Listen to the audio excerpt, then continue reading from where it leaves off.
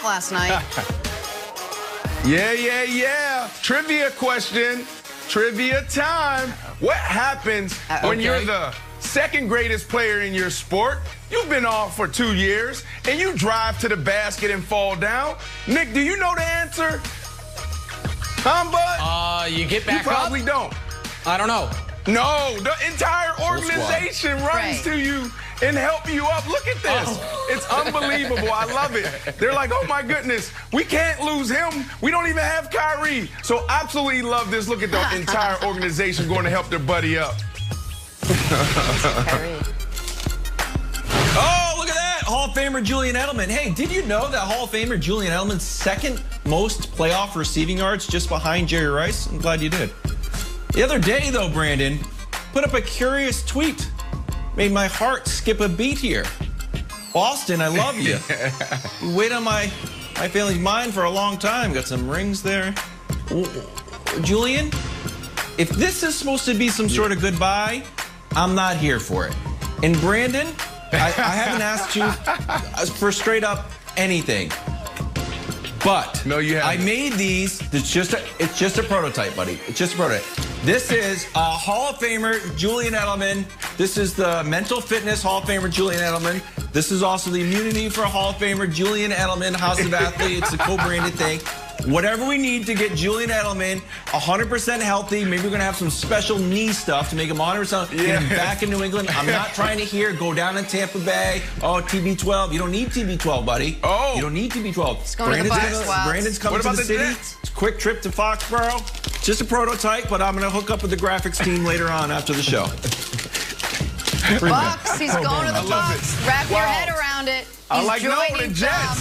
Send him to the Jets. You guys remember the last time the Ravens and Bills played? They're getting ready to play this weekend, right? Big game. And in a game this big, of this magnitude, every little tiny advantage counts. Every tiny detail, as small as it may be, counts. That was Trey White last year. In the game these two played, he picks up that play sheet right there, and he's looking at it. First, we thought it was just a random piece of paper. It was the Ravens play sheet. But you're like, Jenna, that's not an advantage. Oh, no? Let's watch it again. Watch. Just ready?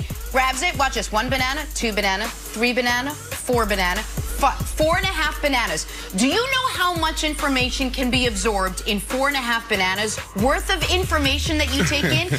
This team has had an entire year to prepare and to game plan and to get ready for 4.5 bananas worth of information. And if Lamar Jackson gets sacked right off the bat, trust me, it was from the 4.5 bananas. Yeah, what do you mean? Who does banana? Do Mississippi. One Mississippi, count. 2. One Go ahead. banana, Just go ahead. 2. We can talk about this I've later. never heard of Mississippi. Nobody counts like that. No, it's... Oh, my. You've never Nobody heard of says Mississippi? It's bananas. No. Everyone anyway, does. regardless. We'll let the audience judge. Ravens, Go ahead. Just Bills, go ahead. we don't have an opportunity for them to judge. Playoffs between these two teams. All the bananas continue Saturday. A couple of stud quarterbacks in Lamar Jackson and Josh Allen. Both came out of the first round of that 2018 draft. Josh at 7th overall, Lamar 32nd. Bills head coach Sean McDermott excited to see these two go head-to-head. Take a listen to what he had to say.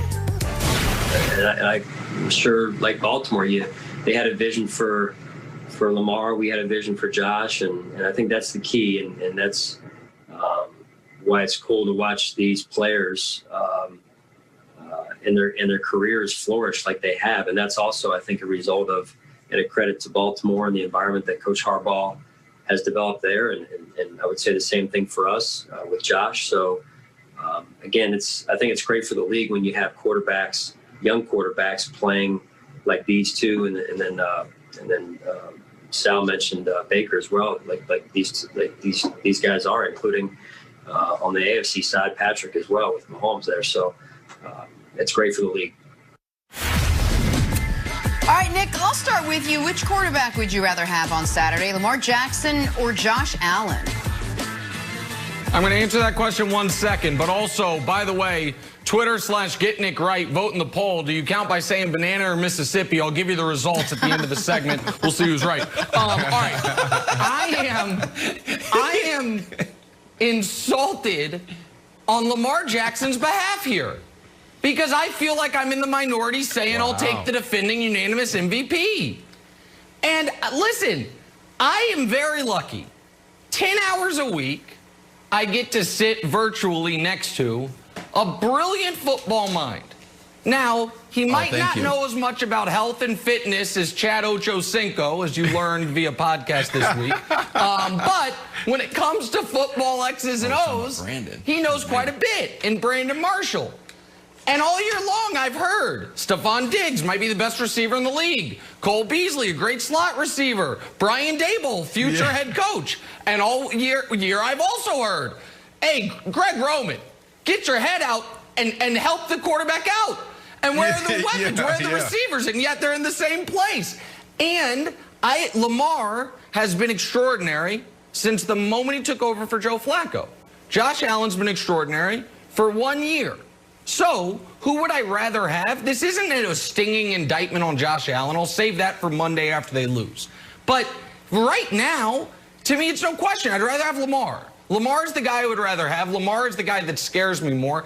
And Lamar is the guy that I think everyone would agree has less weaponry around him in order to fully be able to display his talents throwing the football. True. So, Brandon, I'm going to go with Lamar. Nick, you made some good points. And this is tough for me. You're right. I've stood on the table for Lamar all year when people were talking about him not being the guy, not being the quarterback that can throw the ball. And I challenged Greg Roman to stand up and do his part.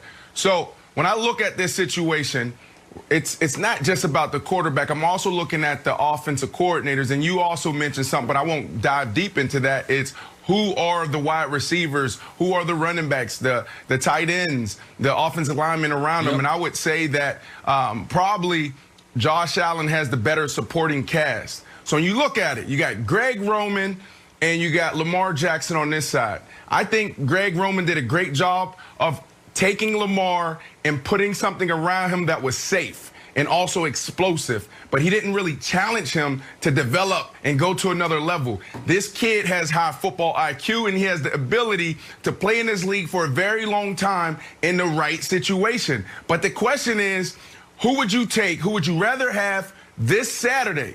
So then you look on the other side, and you got Josh Allen and you got Brian Daboll. This is a kid going back to Wyoming, he was throwing the ball all over the field. He didn't really have a lot of guys, so that was a factor. But his completion percentages wasn't there, just wasn't accurate. He was just playing off pure talent. That's what he was doing. Brian Daboll gets him. Brian Daboll challenges him, built a relationship with him, built an offense around him that fits his skill set. But he said, kid, we got to work on your mechanics. And kid, we got to make sure that you can be a complete quarterback. And what has happened since this kid entered the league, and this is why I have to go with him this Saturday. This kid has gotten better and better game after game after game. 2018 completion percentage. What happened in 2020? Oh, that's just going up.